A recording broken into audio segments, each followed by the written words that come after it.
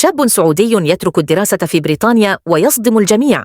فيصل القحطاني لم يسافر إلى بريطانيا ليصبح مشهوراً، بل خرج من السعودية كطالب عادي، وعاد اسمه يتردد بقوة على المنصات ويذكر في قوائم الجوائز.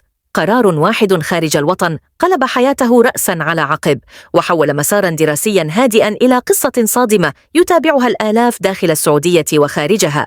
بعيداً عن مجتمعه، بدأ فيصل طريقاً غير متوقع، وقدم محتوى جريئاً جمع بين الفن والجمال والموضة بأسلوب مختلف كلياً. هذا الاختلاف فجر جدلاً واسعاً بين من يراه إبداعاً حقيقياً ومن يعتبره خروجاً عن المألوف، وهو ما ضاعف انتشاره بشكل لافت.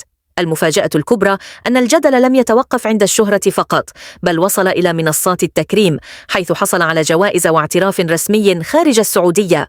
قصته اليوم تفتح باباً للنقاش: هل ما فعله فيصل القحطاني شجاعة صنعت النجاح، أم صدمة تجاوزت الخطوط؟